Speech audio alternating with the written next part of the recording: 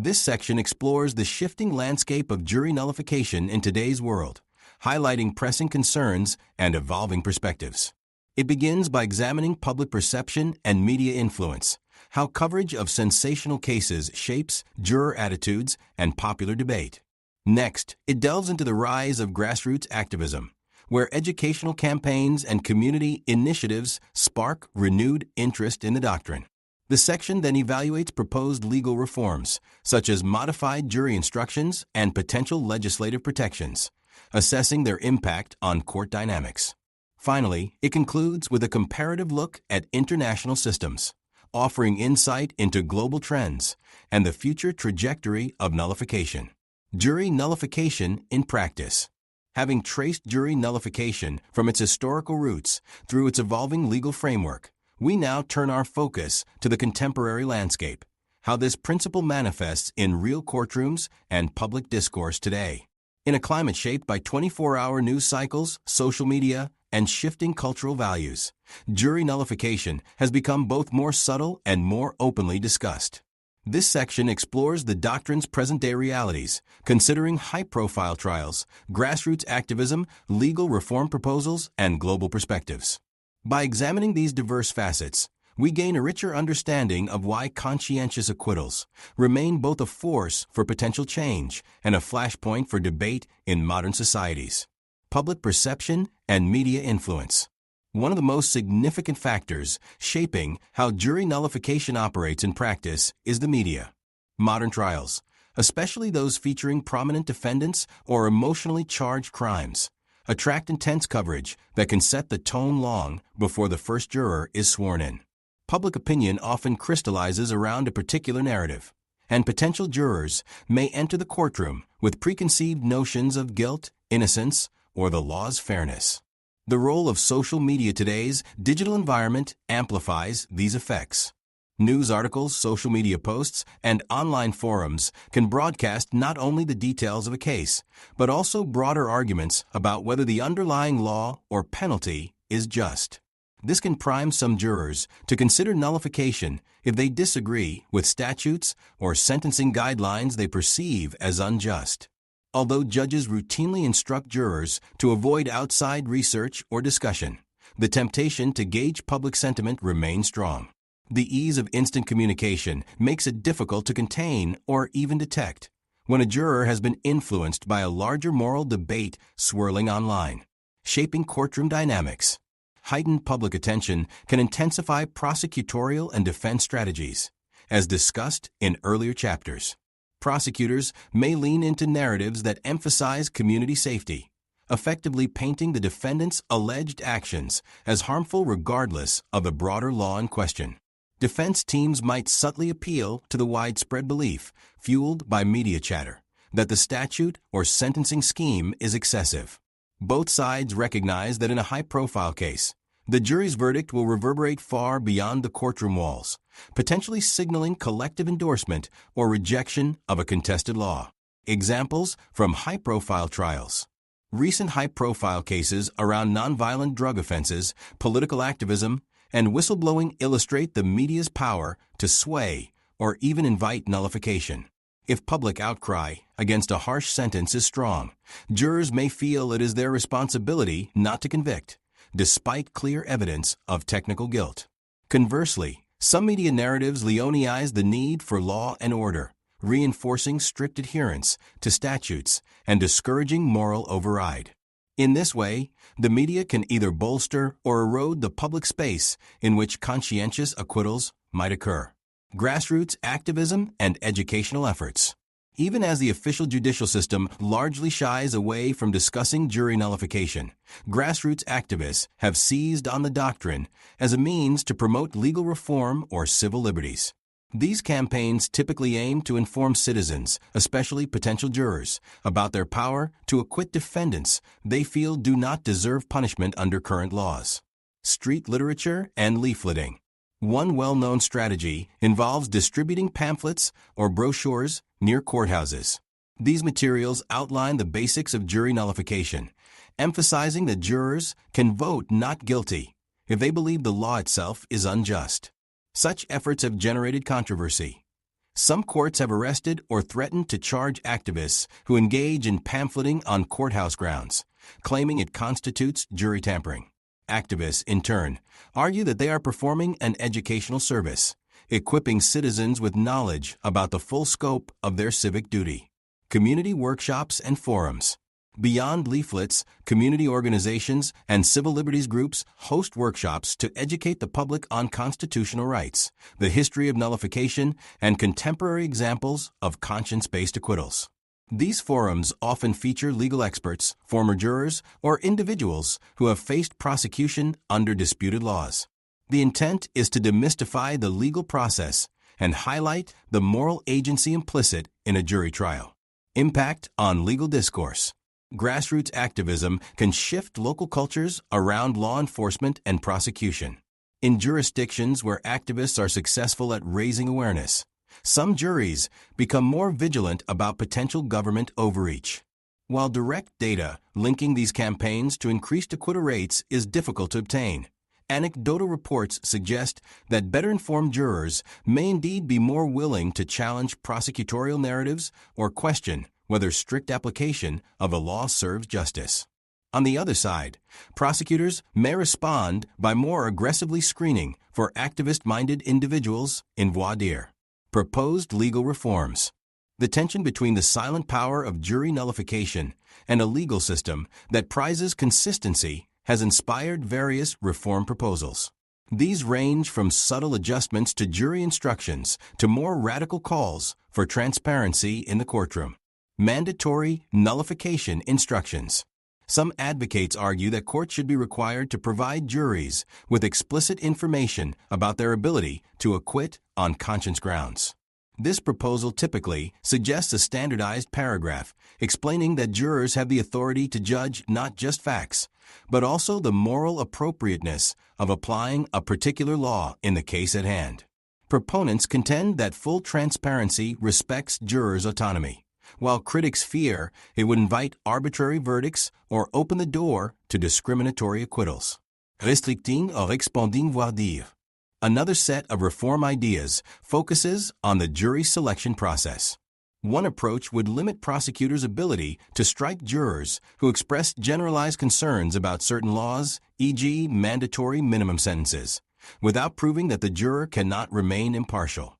At the opposite end, some suggest expanding voir dire to allow deeper probing of potential jurors' willingness to nullify, thus making it easier for the prosecution to weed out those likely to ignore the law.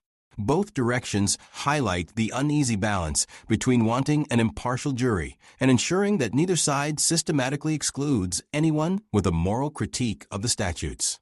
Sentencing reforms to reduce nullification impetus. A more indirect approach targets the harsh sentences that often fuel nullification. By revising or eliminating mandatory minimums and adopting more flexible guidelines, lawmakers hope to reduce the moral dilemmas facing jurors.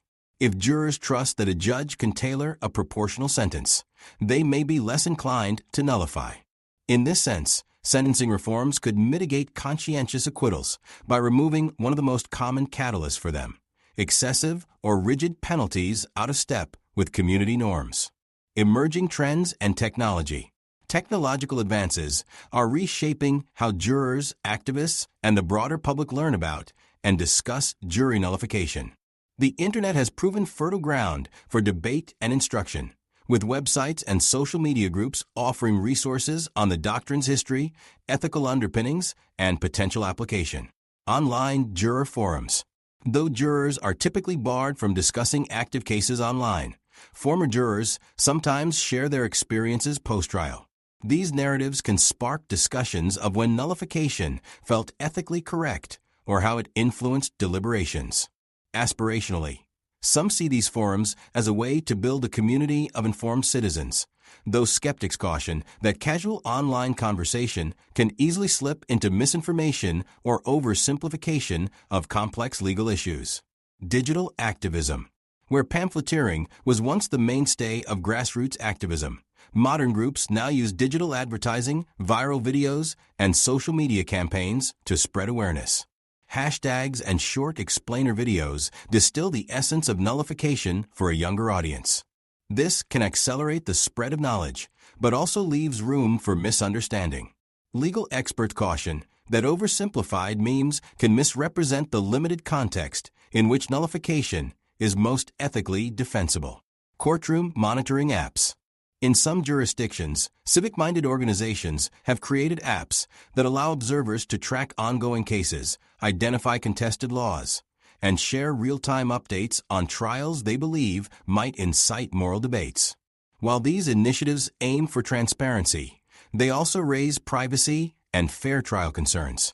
Judges may issue gag orders to protect the jury from external influences, pointing to the challenges of maintaining an impartial process in an era of instant connectivity. Case examples illustrating contemporary practice. To anchor these discussions, a handful of recent case examples highlight how jury nullification arises in 21st century courtrooms. Medical cannabis cases. In states that partially legalized marijuana, prosecutions under residual federal law sometimes face resistance from jurors who deem the defendant's conduct medically necessary or harmless. Prosecutors often respond by limiting testimony about medical necessity, while defense attorneys subtly underscore the patient's circumstances to evoke sympathy. Civil disobedience and protest trials. Climate activists or political demonstrators occasionally face criminal charges for trespassing, obstructing traffic, or other infractions. While the prosecution frames these actions as disruptive and illegal, some jurors, particularly in progressive urban areas, identify with the protesters' cause. Although judges typically bar explicit necessity defense arguments, the mere presence of a compelling moral rationale can nudge certain jurors toward acquittal, reflecting a de facto nullification of the statute. Whistleblower prosecutions. In a few high-profile federal cases involving classified information, defense counsel allude to the public benefit provided by leaking government misconduct. Although direct references to nullification are barred, the friction between national security laws and whistleblower ethics can sway at least some jurors who believe the defendant acted in good faith. Even if a nullification acquittal does not materialize, these trials put the conflict between rigid statutes and moral convictions on display. International perspectives. Although jury nullification is often deemed a peculiarly Anglo-American phenomenon, variations of the idea exist elsewhere. In some civil law countries, a panel of lay judges may join professional judges, and these mixed tribunals sometimes reach verdicts that implicitly disregard the letter of the law. Moreover, nations with strong traditions of communal justice, where customary norms hold sway, may exhibit features akin to nullification when deciding local disputes. Comparative insights.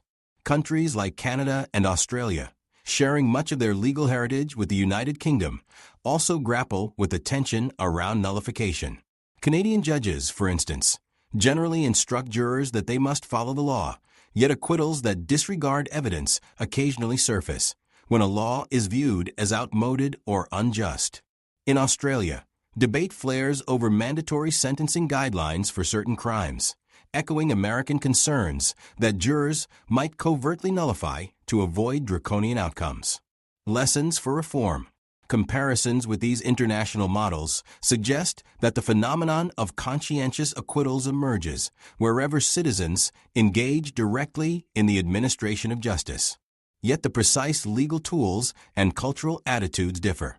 In some jurisdictions, open recognition of jury discretion is overshadowed by stronger judicial control.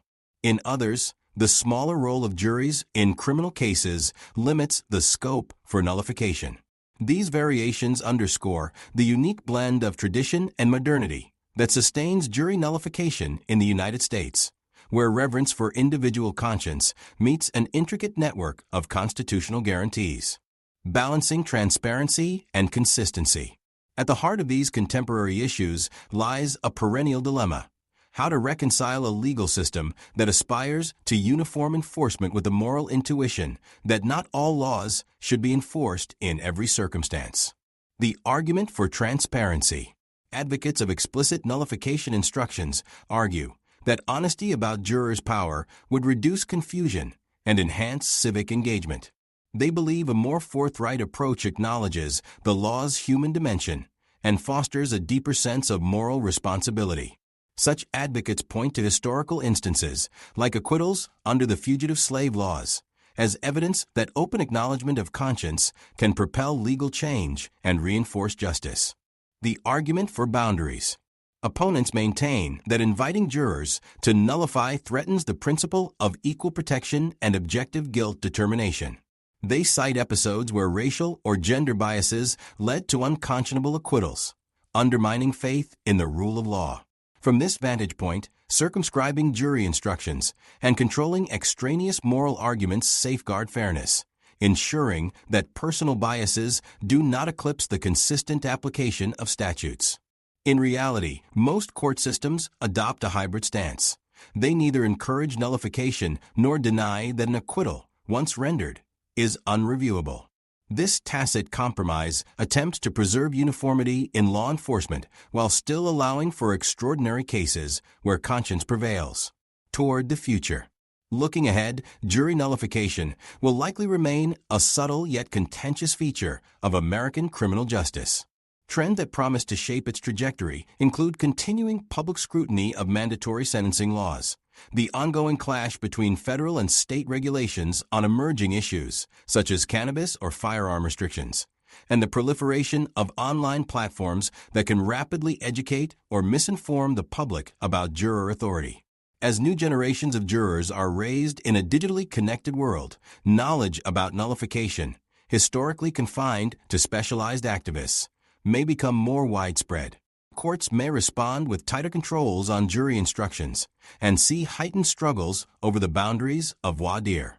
Some observers forecast that major social movements, like criminal justice reform or civil rights expansions, could spur renewed interest in jury conscience as a catalyst for change. Ultimately, jury nullification persists as an enigmatic expression of democracy, reflecting both the best and worst of a system that entrusts ordinary citizens to judge their peers. By examining the contemporary issues shaping its practice, we can better appreciate how these silent, conscientious verdicts can simultaneously champion individual liberty, threaten uniform justice, and fuel ongoing debates about the nature of law itself. In the coming chapters, we will look more closely at concrete reform proposals, the ethical and philosophical dilemmas they raise, and the broader societal transformations that shape how nullification is perceived, debated, and potentially invoked. Ethics and controversies. In the preceding chapter, we examined how jury nullification manifests in present-day courtrooms and broader public discourse, considering high-profile trials, grassroots activism, legal reforms, and global comparisons. Yet these practical realities inevitably raise deeper ethical questions and controversies. While jury nullification can serve as a form of democratic expression or moral oversight, it also can undermine the uniform application of laws, exacerbate social biases, and challenge foundational legal principles. This chapter dives into these ethical and controversial dimensions, unpacking how conscientious acquittals can simultaneously act as a safeguard against injustice and a potential agent of unpredictability or prejudice. By exploring the complexities underpinning jury nullification, we gain a fuller appreciation of its enduring capacity to spark impassioned debates about justice, fairness, and the very nature of law. Tensions between morality and legality. A core ethical dilemma arises from the tension between moral conviction and formal legality. As previously noted, jurors can, and sometimes do, acquit a defendant they believe is technically guilty under the law, but morally undeserving of punishment. On the one hand, this capacity underscores the principle that law ultimately must serve human values. If a given statute clashes too severely with a community's conscience, ordinary citizens can refuse to enforce it. On the other hand, widespread acceptance of such reasoning risks destabilizing the rule of law, as the same mechanism that absolves the morally sympathetic defendant might also exonerate the malicious actor if the jury's biases lean in that direction. Rule of law versus conscience. Philosophers, jurists, and legal historians have long wrestled with this conundrum. One school of thought contends that moral autonomy is the very heart of civic duty, meaning jurors should be free to exercise their conscience. Another school warns that subjective moral judgments introduce uncertainty and inconsistency. These debates reflect a broader philosophical question. Does law derive legitimacy from democratic processes alone, or must it also align with moral truths perceived by the community? The paradox of disobedience. Even in a representative democracy, individuals can disagree vehemently with certain laws. Jury nullification, thus, stands as a form of civil disobedience within the legal system itself. Yet civil disobedience typically involves a willingness to accept legal consequences to highlight a law's injustice, something jurors, once the trial ends, seldom face. This paradox blurs the line between principled defiance and a form of selective enforcement that could favor some groups over others, injecting moral subjectivity into a space meant for impartial adjudication. Potential for prejudice and discrimination. One of the most serious criticisms leveled against jury nullification is its susceptibility to prejudice. Historically, this concern is not unfounded. In certain regions, racially biased jurors have refused to convict white defendants accused of violence against people of color, effectively nullifying civil rights protections. Critics argue that encouraging or even allowing jurors to apply their personal values can perpetuate deep-seated systemic injustices. Historical cases of biased acquittals. Throughout the Jim Crow era in the United States, predominantly white juries often acquitted white defendants accused of lynchings or other racially motivated crimes. These verdicts, though contrary to the evidence, reflected local prejudices and underscored how nullification can be used for ill as easily as for good. While today's legal and cultural climate differs, the risk that a jury might vote its biases rather than the evidence remains salient, especially in highly polarized or ethnically divided communities. Safeguards versus freedom. Proponents of nullification sometimes point to procedural safeguards, like voir dire, judicial instructions, and appellate oversight, as mitigating factors against prejudicial acquittals. Yet critics note that appellate courts cannot overturn an acquittal, and voir dire questions frequently fail to expose underlying biases. Moreover, judges are often reluctant to question a jury's motivations once a verdict is delivered. This dynamic underscores a lingering ethical worry. Nullification champions moral conscience, but it can also empower collective prejudice or misunderstanding. Unpredictability and legal consistency. A related critique of jury nullification involves its capacity to inject unpredictability into the criminal justice system. If every jury has the discretionary power to apply or ignore statutes based on personal convictions, the law risks losing its uniformity. The ramifications can be significant. Legal uncertainty. Defendants facing identical charges under similar circumstances might experience drastically different outcomes, depending on the jury's moral compass. Inequitable enforcement. Such variance can amplify perceived or real disparities in how laws are enforced, reinforcing the idea that justice may hinge more on luck or the sympathies of a particular community than on principles of fairness. Erosion of deterrence. If potential offenders believe some communities are prone to go easy on certain crimes, the deterrent effect of criminal statutes weakens. Balancing flexibility and stability. Defenders of nullification counter that some flexibility is beneficial.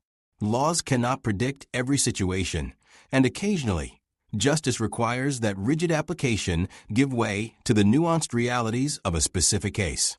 This perspective aligns with the concept of equitable discretion, historically considered an integral feature of common law. Yet critics maintain that open encouragement of moral override would shift the balance too far, creating a patchwork of local standards rather than a coherent legal framework.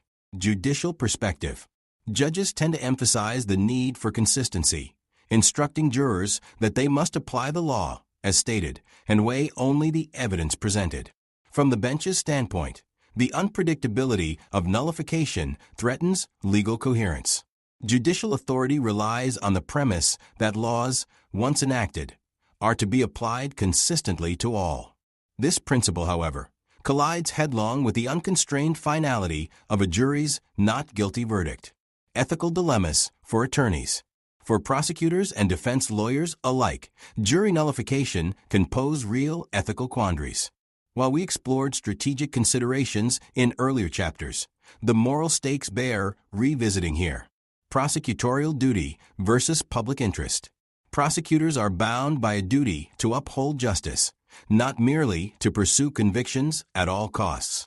In circumstances where the law seems widely recognized as unjust, a prosecutor may find themselves torn between fulfilling their professional role, enforcing the statute, and respecting the community's moral verdict. Confrontations with jury nullification force prosecutors to reckon with whether their charges align with the public interest or inadvertently push jurors to revolt against perceived overreach. Defense representation and boundaries. Defense attorneys must zealously represent their clients. Although many view nullification as a potential lifeline in certain cases, openly urging the jury to disregard the law risks violating professional ethics and triggering judicial sanctions. This puts lawyers in a bind. How to humanize or contextualize their client's situation without explicitly inviting jurors to ignore the court's instructions. Ethically, an attorney cannot lie about the law, but they can emphasize the injustice or disproportionate severity of the charge. The line between legally permissible argument and a call for nullification is notoriously thin. Philosophical debate on moral autonomy. Beyond questions of prejudice and consistency, jury nullification raises a timeless philosophical debate about individual moral autonomy within collective structures. Philosophers such as Immanuel Kant championed personal moral agency, arguing that individuals must act according to their conscience rather than blindly obeying authority. Nullification, in this light, becomes a potent expression of conscience within the very heart of the justice system. Communal versus individual ethics. A further complication arises when a community's moral stance diverges from that of the broader society or from universal ethical principles. If a local jury collectively believes a particular action is acceptable, despite being illegal, it can acquit. Yet if that local standard condones harm or discrimination against an outgroup, the greater social good may suffer. This tension highlights the clash between local autonomy and universal norms. Duty to obey versus right to disobey. In many democracies, citizens accept a social contract that grants the government authority to legislate in exchange for stability and protection of rights. Jury nullification disrupts this contract by allowing citizens, in specific circumstances, to refuse compliance. Proponents view this refusal as a corrective measure against unjust laws. Critics warn that too readily embracing disobedience undermines collective governance and can be co-opted by extremist factions. Thus, the philosophical debate extends beyond the courtroom, touching on how societies negotiate the boundary between individual conscience and communal order. Intersection with social justice movements. Contemporary social movements often amplify these ethical controversies by highlighting laws or policies viewed as outdated or discriminatory. Whether it is drug policy reform, immigration law, or environmental activism, each movement has the potential to spur moral conflicts for jurors confronted with real defendants in real trials. Symbolic verdicts. Jury nullification can function as a symbolic act of protest. When activists rally public support behind a defendant who breaks the law to expose injustice, like a whistleblower leaking information about governmental wrongdoing, an acquittal may send a powerful message. This symbolism fuels debate on whether the legal system should operate free from populist passions or adapt to reflect emergent social values. Undermining legislative authority. If nullifications become widespread on a given issue, say nonviolent drug possession, some interpret the phenomenon as a community referendum, indicating it is time for the legislature to change the law. Others argue that repeated nullification steps on legislative turf and fosters disrespect for the democratic process. In essence, frequent jury-based resistance might expedite reform, but it can also preempt the more formal channels of debate and compromise through which laws are typically amended. Theoretical limits and future directions. Few doubt that jury nullification poses inescapable ethical questions. Even among those who defend it as a valuable check on tyranny, there is recognition of its capacity for misuse. This dual nature, invaluable when used to resist oppression, perilous when deployed to sanction prejudice, will likely persist as society grapples with evolving norms and technologies. Calls for clarity. Some jurists and legal scholars call for clearer guidelines, such as limited instructions informing jurors about their power, but cautioning them against using it for discriminatory ends. Yet the difficulty lies in codifying a principle that is, by definition, an exception to the standard rules of applying law. Clarity might inadvertently legitimize the practice, while silence maintains the status quo of its hidden existence. Technological challenges. In an age of rapid digital communication, ethical controversies multiply. Jurors might be exposed to influencer-driven campaigns urging nullification in a specific case. Real-time social media buzz can turn local trials into national or global referendums. As courts continue tightening restrictions on juror internet use, they face the question of whether a broad public debate about the morality of certain laws is unstoppable, and whether that debate should be quarantined from judicial proceedings at all. Prospects for reform. If mandatory sentencing laws, especially for nonviolent offenses, continue to spark public outcry, jurors who find those penalties unconscionable may increasingly lean toward conscientious acquittals. Such scenarios could reignite legislative debate on whether rigid punishments truly serve justice. Conversely, a push for stricter judicial instructions or expanded voir dire might limit the pool of jurors inclined to nullify, effectively constraining the doctrine's use. Jury nullification endures as a polarizing subject precisely because it rests on an ethical fault line.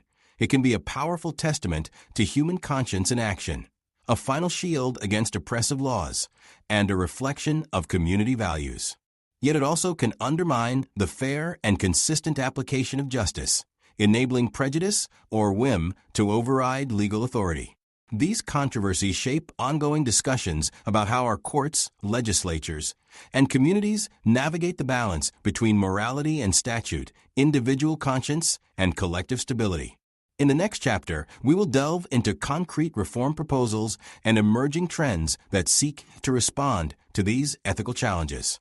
We will examine how technology, public campaigns, and shifts in social attitudes are reshaping both the practical realities of nullification and the broader moral landscape.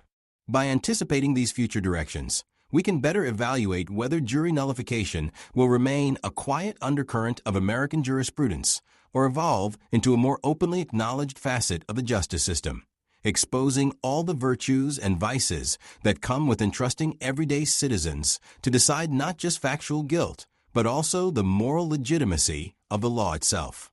Public perception and media influence. The previous chapters have examined jury nullification's doctrinal foundations, its place in the modern legal framework, and the ethical debates it inspires. In this section, we shift our lens to the sphere of public opinion and mass communication, a realm where media coverage, social platforms, and community discourse significantly shape how juries, attorneys, and the broader populace perceive both criminal proceedings and the potential for nullification.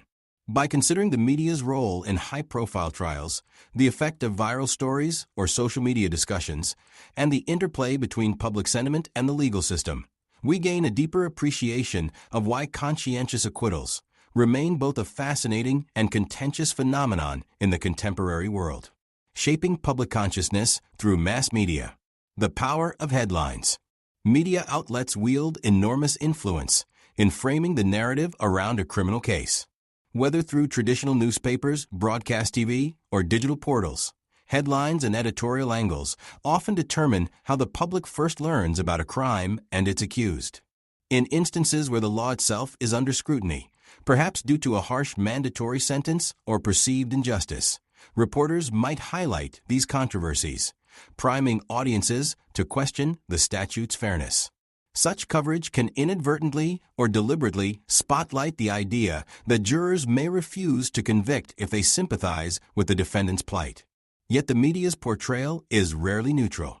It might sensationalize the charges, mother of four faces 20 years for medical marijuana, or tap into public sentiment by underscoring how a conviction could lead to perceived injustices, such as breaking up a family or subjecting a low-level offender to an egregious sentence. As coverage circulates, prospective jurors, though instructed not to form an opinion in advance, may enter the courtroom with biases shaped by news narratives. Thus, public discussions about the moral or ethical dimensions of a statute become entwined with everyday reporting, subtly laying the groundwork for possible jury nullification long before the trial begins. Investigative journalism and legal critique. Beyond sensational headlines, in-depth investigative journalism can deepen the public's understanding of systemic issues, such as prosecutorial overreach, the failures of mandatory minimums, or questionable police practices. When journalists delve into the history of a law or the social inequities underlying its enforcement, they introduce moral complexity into a case that might otherwise appear cut and dried. Readers or viewers might conclude that, while the accused technically broke the law, convicting them would perpetrate a greater harm. This moral framing fosters an environment in which the idea of jury nullification seems not just permissible, but even laudable as a stand against institutional injustice. Of course, investigative pieces can cut the other way. When coverage highlights the victim's suffering, a community's fear of crime, or evidence of recidivism, public sympathy for the defendant may evaporate. In such cases, prospective jurors may feel a duty to enforce the law strictly, relegating nullification to an afterthought, if it enters their minds at all. Ultimately, whether investigative journalism inclines public sentiment toward or away from nullification hinges on the focal points journalists choose to emphasize. The emergence of social media and online discourse. Rapid information, rapid bias formation. If conventional media set the baseline, social media can accelerate and amplify the conversation around a case. Platforms like Twitter, Facebook, TikTok, and Reddit allow instant sharing of articles, opinions, memes, and even unofficial evidence. In high-profile cases, trending hashtags can thrust legal details into the public domain, inviting hundreds of thousands of comments. While some of this commentary might be misinformed or driven by emotional reactions, it still shapes collective perceptions. A juror's oath typically includes a promise not to read about or discuss the case outside the courtroom. Yet the digital reality is that many individuals, curious by nature, come across discussions inadvertently or seek them out deliberately. Even if a juror conscientiously avoids such material, their social circles and broader community often do not. As a result, public sentiment, fueled by online arguments, seeps into casual conversation and local opinion, influencing how people interpret the trial's moral stakes. In some instances, an online groundswell supporting or decrying the law's fairness might preemptively tilt potential jurors toward or against nullification, despite formal prohibitions. Grassroots campaigns and digital advocacy. Digital technologies also empower advocacy groups to organize rapidly around a given case. Crowdfunding campaigns for a defendant's legal fees, viral petitions calling for prosecutorial discretion, and even letter-writing drives to judges can all reinforce a narrative that the law, rather than the defendant, stands on trial. While these tactics cannot openly instruct a jury to nullify, they shape the broader discourse by painting the defendant as a sympathetic figure, a victim of disproportionate statute, or a champion of a certain cause. In extreme scenarios, activist communities might label a specific statute unjust, such as outdated drug laws, and encourage supporters to vote their conscience if summoned for jury duty. Though direct appeals to nullify remain rare and legally risky, the implicit message is clear. We, as a community, believe these laws lack moral legitimacy, and we expect conscientious jurors to uphold real justice. This ambient pressure from social media and digital advocacy can foster a climate where nullification is not only considered, but tacitly applauded if it happens. High-profile trials as media spectacles. When the defendant becomes a symbol. Some trials capture the public imagination because the defendant or the victim symbolizes broader social issues, inequality, political dissent, civil rights, etc. The media zero in on these narratives, transforming the case into a spectacle about collective identity, freedom, or the state of democracy. In such scenarios, the question of factual guilt may recede into the background. Instead, public attention focuses on the broader policy at stake. Should protesting government overreach be a crime, or is it ethical to punish those seeking medical relief? News anchors, columnists, and online influencers frequently position these defendants as either heroes or villains, leaving little room for neutral coverage. The resulting polarization can funnel prospective jurors into camps. One side might see a moral imperative to acquit based on higher principles. The other sees a moral imperative to convict and preserve the rule of law. Jurors find themselves in a crosscurrent of emotive arguments well before evidentiary proceedings begin. Courtroom cameras and instant commentary. In jurisdictions that allow cameras in the courtroom, the public can watch trials unfold in real time, often with pundits dissecting every word and gesture. Social media commentary arises instantly, with viewers tweeting, posting, or live streaming their thoughts on the judge's rulings, witness credibility, and the attorney's strategies. This incessant feedback loop shapes how the public, and potentially jurors, perceive the legitimacy of the proceedings. If a key witness falters on cross-examination or an expert challenges the fairness of a particular law, these moments can trend online within seconds. While judges issue admonitions to jurors to avoid external discussions, the prevalence of real-time analysis makes it nearly impossible to keep the legal bubble fully sealed.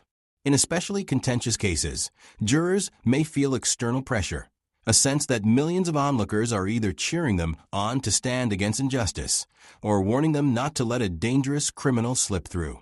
Under these conditions, a conscientious acquittal may become both an act of courage and a political statement, its resonance magnified by the media's immediate coverage.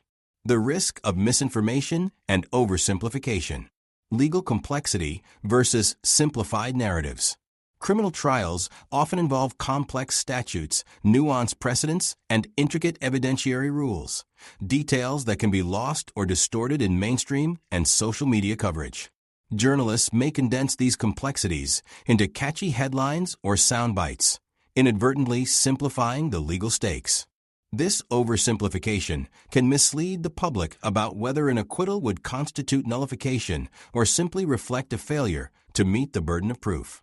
The blurred lines in media discourse can push citizens to conflate factual innocence with moral innocence. A defendant might be legally guilty of violating the statute but morally sympathetic, leading people to argue for acquittal under the assumption that the facts are on their side. In reality, the facts may support the charge, but the crux is whether the law should apply. Such distinctions are vital in discussions of jury nullification, yet frequently vanish in rapid-fire media exchanges. Conspiracy theories and viral misdirection. Beyond mere oversimplification, misinformation or conspiracy theories can circulate online, complicating or corrupting public understanding. For instance, a viral post might assert that a judge is in the pocket of corporate interests or that the prosecution is engaged in a secret political vendetta, stoking doubts about the trial's legitimacy. While some skepticism of authority can empower jurors to scrutinize official narratives, outright falsehoods may push them to nullify based on flawed premises. Courts struggle to combat these distortions without appearing to muzzle free speech. Meanwhile, once misinformation takes hold, it spreads quickly in forums and comment threads, building momentum that can overshadow more measured or fact-based reporting. The defense or prosecution might then confront an uphill battle in clarifying the real issues at trial. Ethical considerations for media outlets. Balancing public interest with judicial fairness. Media companies often argue that robust reporting on high-stakes criminal cases serves the public interest, fostering transparency about governmental authority and providing insight into the justice system. However, they also bear responsibility for ensuring coverage does not devolve into a form of trial by media. Journalists who sensationalize evidence or cast unfounded aspersions on law enforcement, judges, or the defendant risk distorting the delicate interplay between factual guilt and moral considerations. Responsible outlets strive to provide context, explaining the relevant statutes, quoting expert opinions on both sides, and clarifying the concept of jury nullification without actively championing it. This balanced approach, while ideal, sometimes collides with the push for ratings, clicks, and viral traction. Consequently, ethical guidelines in many news organizations emphasize thorough fact-checking, disclaimers about allegations, and the avoidance of language that encourages jurors to disregard the law altogether. Reporter access and legal constraints. In high-profile cases, judges might limit media access or implement gag orders, seeking to preserve a fair trial. While these constraints aim to insulate jurors from external influences, they also spark debates about freedom of the press. Some journalists argue that restricting coverage does more harm than good, leaving the public reliant on rumor rather than professional reporting. Others concede that intense press attention can make impartiality nearly impossible. Striking a balance proves challenging. Too much media intrusion fosters the risk of a circus atmosphere, while too little coverage undermines transparency. In either scenario, the delicate process of a jury trial, where nullification is always a theoretical possibility, risks being skewed by public emotion or ignorance. Media outlets play a pivotal role here. How they navigate judicial rules can either uphold the integrity of the trial or risk contaminating juror deliberations. Impact on jury deliberation and verdicts. Implicit encouragement of nullification. Even without explicit calls to nullify, media narratives can give jurors the sense that society expects them to deliver a verdict aligned with moral sentiment rather than legal technicalities. In some cases, coverage focuses on how the defendant's actions, while technically illegal, arise from personal hardship or societal failure, fueling empathy that spills into the deliberation room. Jurors who hesitate to convict might cite moral or emotional reasons, effectively veering into nullification territory. Post-trial reflections and public reaction. When juries do hand down surprising acquittals in contested cases, news outlets and social media typically jump on the story. Supporters hail the verdict as a bold statement of conscience. Critics decry it as a miscarriage of justice. Follow-up coverage can cement the notion that nullification is a legitimate and sometimes celebrated response to perceived injustice. These post-trial analyses, especially if they go viral, further embed the concept in public consciousness, potentially influencing future jurors who witness analogous cases. Moving toward better engagement. Civic education and media literacy. Given the outsized role of public perception in shaping jurors' views, bolstering civic education and media literacy emerges as a clear priority. If citizens understand the difference between factual innocence, legal guilt, and moral objections, they are better equipped to interpret news coverage or online commentary. School curricula, public forums, and community workshops can teach individuals how to discern credible sources, analyze legal debates critically, and recognize the potential distortions of sensationalist reporting. Transparency with caution. Some courts have experimented with more transparent approaches, live streaming trials, providing press briefings on complex legal issues, or clarifying that while jurors are empowered to deliberate independently, they cannot be instructed to ignore the law. This balanced transparency grants the public accurate insight without overtly fueling nullification. Meanwhile, continuing professional development for journalists, including ethical training around covering trials, can encourage more nuanced reporting that underscores the stakes of applying or questioning laws. Public perception and media influence loom large in shaping how jury nullification is understood and potentially applied in contemporary cases. Far from a purely formal legal doctrine, nullification's fate often hinges on whether the community sees a defendant's conduct as morally excusable, whether coverage emphasizes punitive laws or extenuating circumstances, and whether collective empathy overtakes strict adherence to legal statutes. Rapidly evolving digital platforms and the ever-present 24-hour news cycle mean that public sentiment can shift quickly, merging factual accuracy with emotional appeals in unpredictable ways. In the next chapter, we shift from scrutinizing the media's role to exploring possible futures of jury nullification, including proposed reforms, evolving social attitudes, and the ways technological advances might continue to transform the trial process. By understanding the interplay between coverage, community sentiment, and juror decision-making, we are better equipped to gauge how nullification might develop or recede in the coming years, reflecting the constantly shifting boundaries between law morality and democratic participation. Issue-based case studies. Building on our exploration of the philosophical underpinnings of jury nullification, this chapter examines how real-world legislative measures have intersected, often dramatically, with the jury's power to nullify.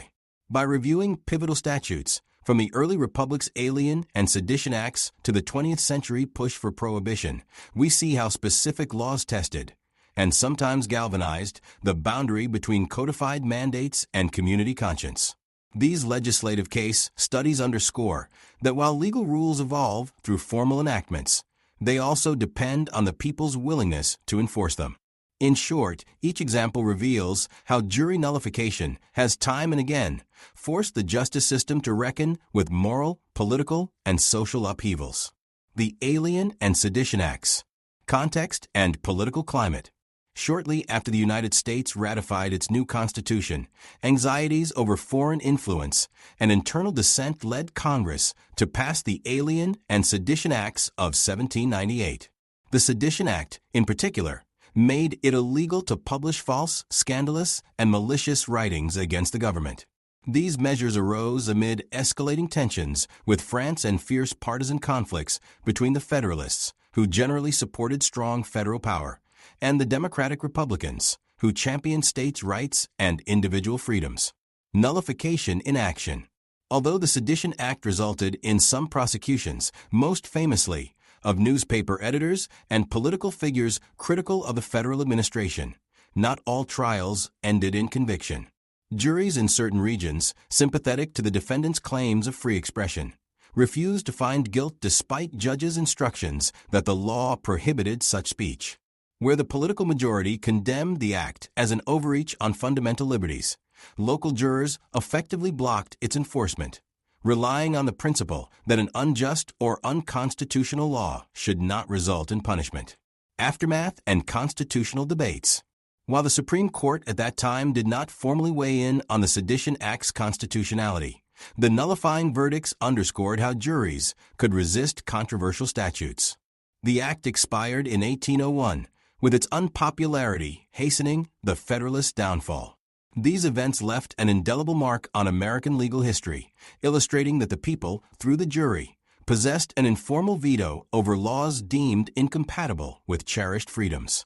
In turn, the interplay between jurors and legislators influenced ongoing debates about the scope of the First Amendment and the importance of political dissent. Fugitive Slave Acts. Legislative framework. The Fugitive Slave Act of 1793 and its harsher 1850 counterpart aimed to ensure that individuals escaping enslavement in one state could be forcibly returned, even if they had reached a free state. By deputizing ordinary citizens to aid in capturing runaways and imposing penalties on those who helped escapees, the acts extended the tentacles of slavery far beyond the South's borders. Abolitionists decried these laws as a blatant violation of personal liberty, while pro-slavery advocates deemed them critical to preserving property rights and social order. Jury resistance in the North. In northern states, where abolitionist sentiment ran strong, prosecutions under the Fugitive Slave Acts frequently encountered jury resistance. When federal officials brought charges against individuals accused of sheltering or assisting enslaved people, some local juries refused to convict, even when the facts pointed to clear violations. Their rationale lay in moral conviction. If the law sanctioned the recapture of escaped individuals who were deemed rightful property in the South, many jurors saw its enforcement in free states as an affront to fundamental human rights. Consequently, local communities used jury verdicts to reject participation in an institution they believed wholly unjust. Political and social impact. Such nullifying verdicts provoked outrage among Southern slaveholders, who viewed the phenomenon as lawlessness and a threat to the Constitution's provisions on property. Yet, from the perspective of Northern abolitionists, these acts of resistance were a principled stand against an immoral system. The jury's refusal to convict pressured legislators to reconsider the balance between federal mandates and the individual conscience, foreshadowing the eventual national clash over slavery. Moreover, these cases further solidified jury nullification's presence in American legal culture, showcasing how a community's moral calculus could override explicit statutory commands. Prohibition and the Volstead Act. The rise of temperance legislation. In the early 20th century, a broad-based temperance movement led to the passage of the 18th Amendment to the U.S. Constitution, which prohibited the manufacture, sale, and transportation of alcoholic beverages. The Volstead Act of 1919 fleshed out enforcement mechanisms for prohibition. Though supported by significant segments of the population, particularly in rural and religious communities, prohibition faced widespread resistance in urban centers, immigrant neighborhoods, and among working-class populations who viewed moderate drinking as a cultural norm. Jurors' sympathy for defendants. As law enforcement ramped up raids on speakeasies and bootlegging operations, defendants often found their fates entrusted to local jurors who were far from convinced that brewing a few bottles of beer in one's basement was a criminal offense worthy of harsh punishment. Judges gave explicit instructions that the law unequivocally forbade alcohol production, and prosecutors presented evidence of distilleries operating in defiance of the statute. Yet, in many locales, acquittals were surprisingly common, or, when convictions occurred, they might be for a lesser charge that carried minimal penalties. Policy lessons. The phenomenon of jury leniency under prohibition underscored a disconnect between the law on the books and the community's prevailing attitudes. As speakeasies thrived in many American cities, it became evident that a law lacking broad moral support was doomed to sporadic enforcement. Elected officials increasingly recognized that securing convictions depended on the public's perception of fairness and necessity. In 1933, prohibition was repealed by the 21st Amendment, partly due to growing recognition that the law had engendered more crime and public cynicism than it resolved. Jury nullification, though rarely invoked by name, had served as a significant, if informal, indicator of popular opposition to the ban on alcohol. Draft resistance and war protests. Historic acts of conscientious objection. From the Civil War through Vietnam, the United States has seen citizens prosecuted for draft evasion and other forms of anti-war protest.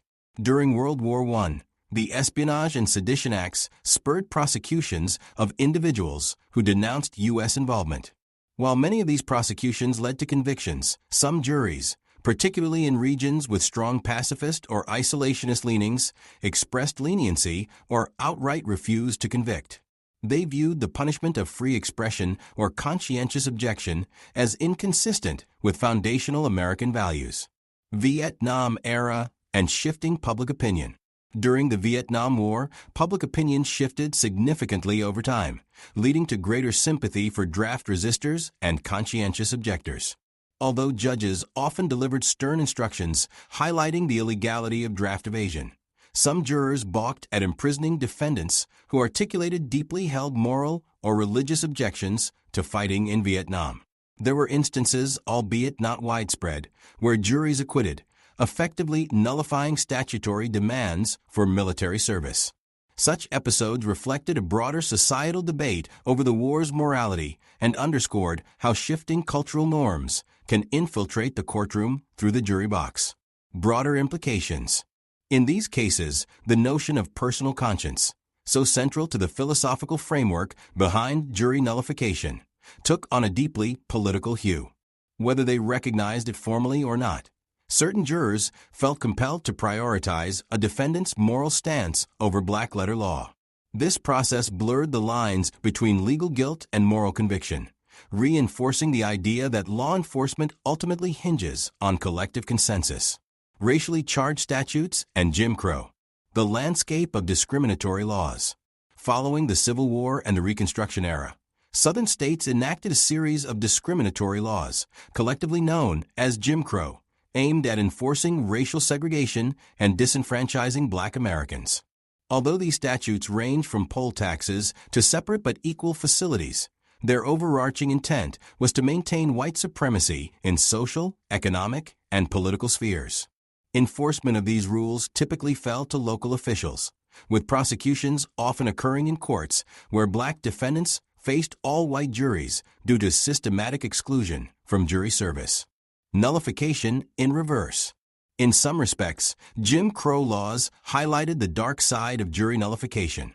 Predominantly white juries could effectively nullify laws that were meant to protect black citizens from violence or harassment.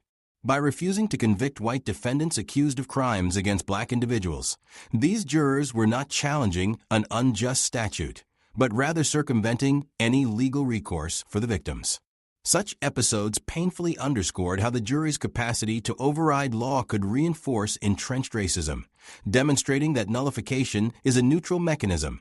It can serve justice or injustice, depending on the conscience or prejudices of the community exercising it. Calls for legal reform. The misuse of nullification to uphold racial discrimination ignited calls for reform at multiple levels.